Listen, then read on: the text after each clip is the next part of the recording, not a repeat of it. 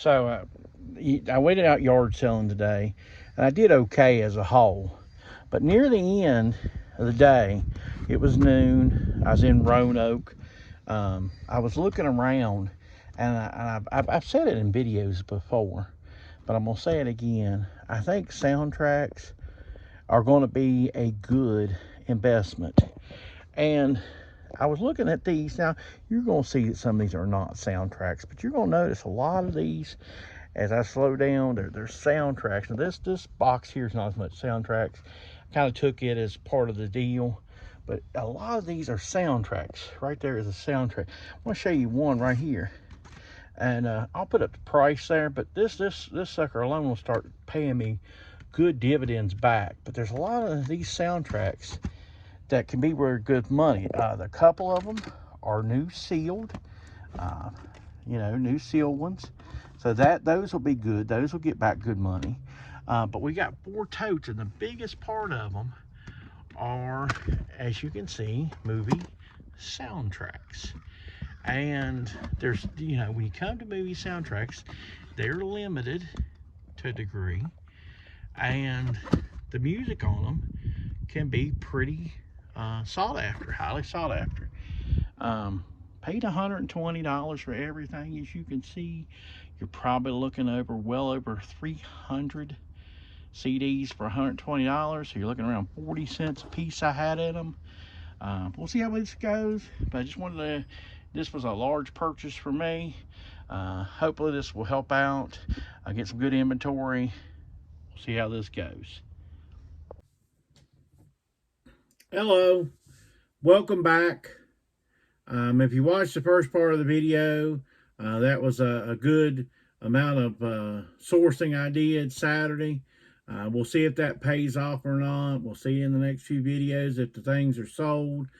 I'm going to start putting a link in the description of my store. You're welcome to visit it.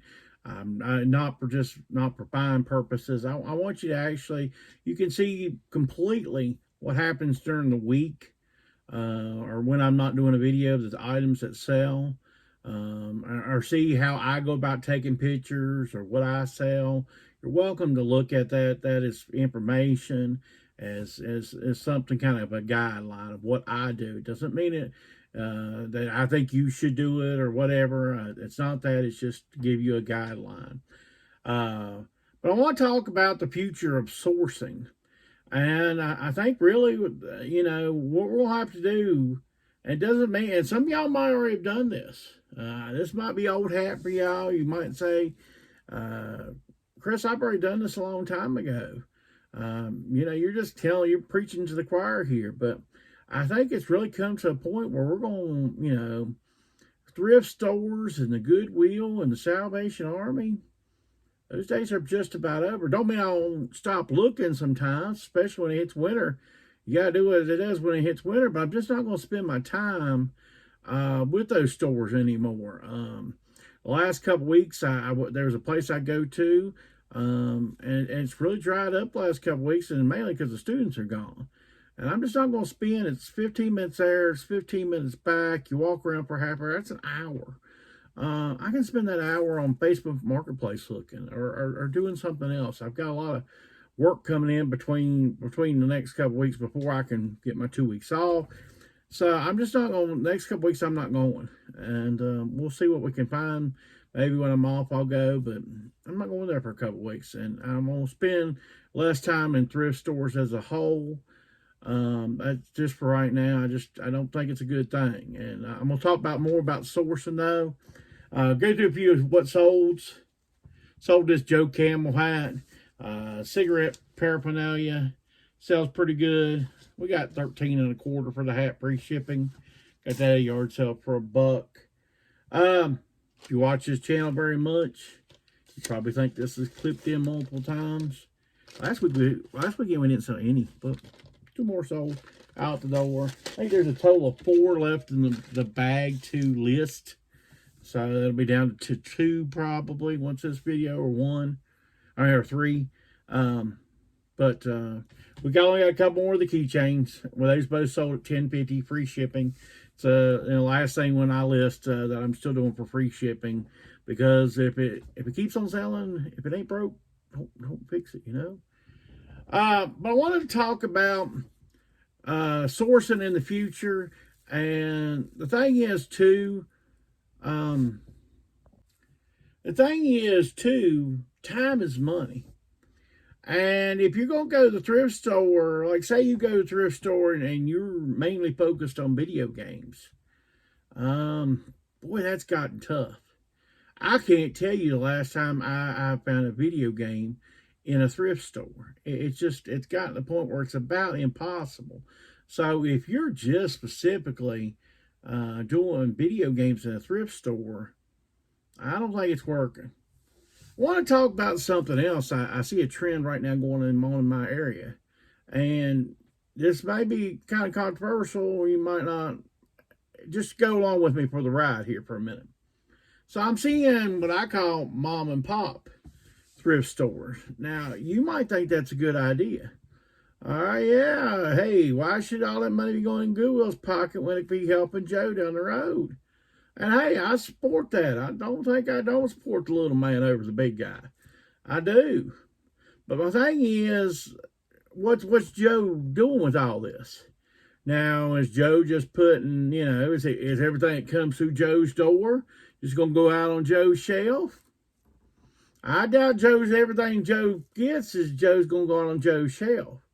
Okay? I think Joe's going to have a system with his wife or cousin, aunt, uncle, somebody, maybe employees, a couple people. And they're going to sift through the stuff, and then some of that stuff's going to go online. Now, what's going to happen with the stuff that goes online? What's he doing with the stuff? And like I said, I don't begrudge Joe. And Joe's got costs. Don't think that Joe don't have costs. Joe's going to have electricity. Joe's going to have employees. Joe's going to have rent. In my area, rent is something. Especially, more toward the college area. Yeah. You ain't going to have a thrift store over there. And it's going to have to be non-profit where they get some kind of sweetheart deal, because it's not going to be in the new ones. You don't see any new ones pop up over there. But I just don't know how much you're going to have helping the community. And I base this off this. So, like I say, I started watching videos heavily on YouTube in about 2017. I was watching a lot of people that don't exist today on YouTube. I mean, you can still up their old videos, but there's nothing new. But the thing was, a lot of them recommended pawn shop this and pawn shop that. And I thought, that's cool. I have actually, years and years ago, had gotten stuff at pawn shop and flipped it on eBay a little bit. Not a whole lot, but I had done a couple things. So I thought, yeah, I'm going to hit the pawn shops hard. And I went 3 trips to about 4 or 5 pawn shops in different areas. You know what I found out, guys? They were fronts for eBay stores or online stores. I could tell. They either had the few things that they had listed that you could buy that would sell on eBay. They had eBay prices on them already. This is 2017. They was already on board. And that's what I kind of feel like the mom and pop thrift stores you'll start to see. I'm starting to see my area pop up. It's not so that, the Goodwill's going to come around and they're going to lower their prices. It ain't the effect you think on the economy you would see. It's another type of effect. It's they'll get stuff and they're going to extract out. And then what's left is just crumbs, So we sold the Sporting Goods 1960s baseball rules guide. We got $5.99 plus shipping out of that. That also was bought in a huge lot. I bought a ton of media guides and stuff from the 1980s, all kinds of different teams. And that was that guide. Want to go over another sold. The Thrill of It All, new sealed. We got $10 free shipping out of that. So that sold. We got two. Last year at an estate sale, I bought a bunch of pictures and a thing for $1. So we sold some more pictures. These are just lifestyle type pictures, out sun tanning, sunbathing, PJs, that type of thing. Got 13.25 free shipping. We paid $1 for the whole book. This is the third lot we've sold out of there. You can see, and this will all go first class, or actually it all goes ground 4 ounces now. Everything changed today. So when this all ships out, it'll ship out ground. Let's hope all that goes good. Might be a glitch, might be this server, the server up in Texas might need to be flipped back on. You know how that goes. So, but I wanted to talk to you also. The idea is on sourcing. Pretty much, your thought needs to be this. Of course, if you're new, your first sourcing has to be your home. Source around your house. First of all, you're creating space. Second of all, you're taking and putting some income into your pot so that when you go out there and try to source to flip, you'll have some money there to flip with. You don't want to take, you don't want to take your light money. Once again, I said this a while back, you don't want to take your light money and go out sourcing with it. That's asking for a disaster right there for sure. But source your home first. And then, you stay with your yard sale or estate sales or whatever's good for you around there. And some of you still got good thrift stores, but I just, I think the days, for me personally, there was days I could used to walk into a thrift store and get 10, 12 items and not have a hard time with it, but I think those days are gone, not because of competition. The competition's going here, the competition's going there. It's just that the sifting of the thrift stores and the way they're changing their model. Lordy, now my Goodwill, half the stuff is Dollar Tree stuff or Dollar Tree quality stuff. I think you know what I mean there, or candy or stuff that they never would have sold. They now sell. So it's becoming less a dependable source. I had somebody recently ask me, they wanted to get into this, and they was asking me. I said, well, thing that stinks is, back when I first started, the Goodwills were solid. So I would have told you, if you go to Goodwill 4 out of 5 times, you'll find something. It's not that anymore. And look, for me, basic minimum is 20 minutes of going through. But they at mine, they've eliminated 2/3 of the books now. They're getting to the point where they don't even accept books as donations. I was told that by somebody. Apparently, they're not selling the books. And what happened was during COVID, people bought a lot of books. And of course, now they've read them, or they ain't gonna read them. They've decided they're not gonna read them, so they went to donate them. And the Goodwill said, "Not our plan. We're not going this way." And they've cut their book section way down, and they've cut the DVD section way down. Which, the video game section is cut way down. And I'm probably sure they're probably scanning them to see if they have value and probably putting them online, So anyway, this is something that we did get at a thrift store. Got this. This is 2XL Under Armour. This has got the newer tags. They didn't see the tag on this. This tag was kind of in a weird spot, if you'll notice. See? Underneath, because they've gotten to the point at this particular thrift, even though this was a great place, they'll charge you now for a tag, any tag, not just Under Armour. They would definitely charge me for that. I still got this for $2.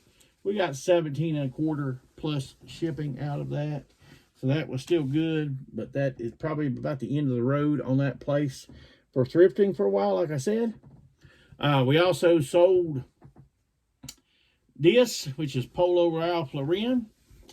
Long sleeve, 2XL, good size with the pocket. We got around $13 plus shipping out of that.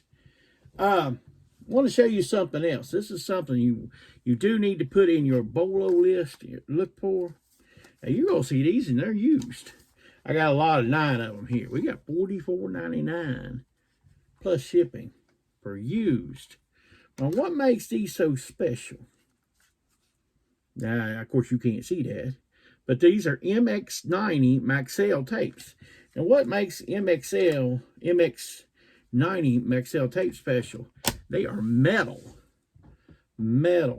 cassette tapes.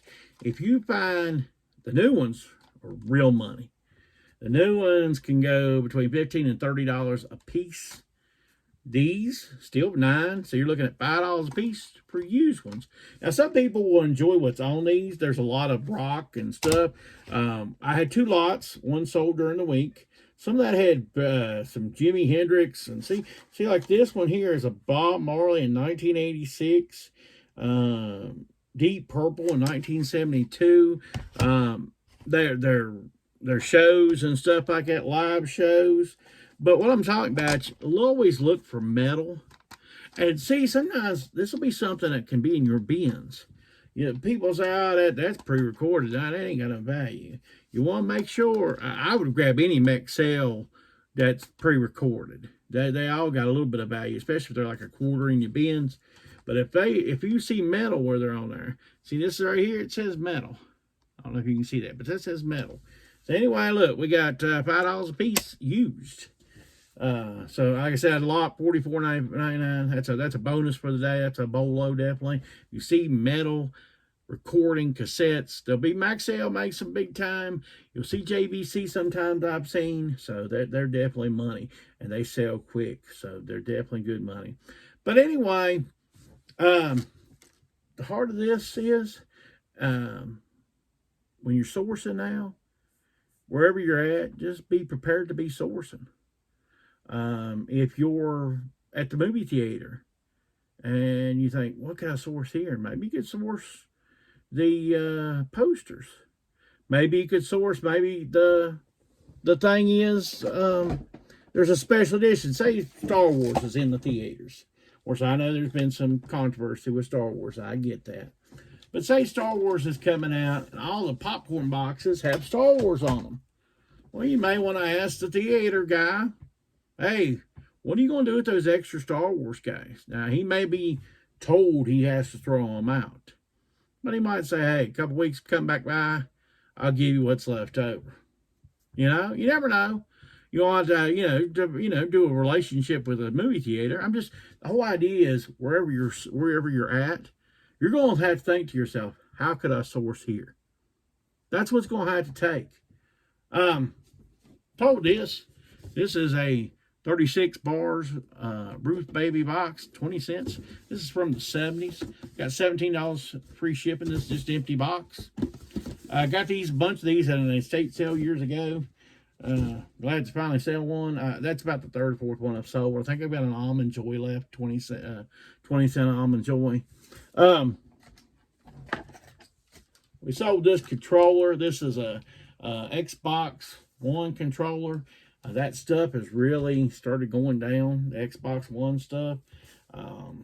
If you've got it, you need to get rid of it, you better get rid of it. But that's the thing too. If you buy it cheap enough, you might get it and stick it back, because some of that, it's the dead system sometimes that ends up doing the best for you. But I think we got about $12.99 plus shipping out of that controller. But yeah, in summary, from now on, wherever you're at, you got to think of that place where to source. Say you're in a religious place, church, and of course, you're there to be there for church. But say, hey, they announced that they're going to have a sale, rummage sale, yard sale, whatever. Hey, that's your opportunity for sourcing there. Maybe they're going to have a thing where people can buy spots and sell in their center or whatever. That's an opportunity to source. It's an opportunity to sell some of your stuff. They may be going in together with another church. But my thing is just, you're going to have to look at wherever you're at. Hey, if you're at work, let people know you buy stuff at work. Let them know that you always keep a little bit of money on you and that you'll buy. You'll never be shocked. Hey, somebody may walk up to you, they're going through a little bit of hard times. They might need a few bucks. Chris, I got this for sale. Maybe they'll show you a picture. What could you give me, Chris? I can give you this. The point of the matter is, thrift stores, probably done. We're probably done just about sourcing there. I'm not saying you can't still get stuff. I'm not saying that. But they can't be our main source anymore. And I'm having to adjust things. Like I said, I made this big purchase because of it. We're going to have to start looking at different places to source. And whenever we do have a big chance to source, we're going to have to take advantage of that. If you like this type of content, please give me a like. Where do you mainly source at? Please let me know where you're sourcing at still. Do you have someplace I haven't mentioned if you're sourcing? Please let me know. Hey, I'm willing to grow and learn. Hey, maybe some corner I'm not looking under, some rock that I'm not looking under. If you like this type of channel and you want to keep it growing, hit the subscribe button. Let me know what's going on. Take care and have a good week.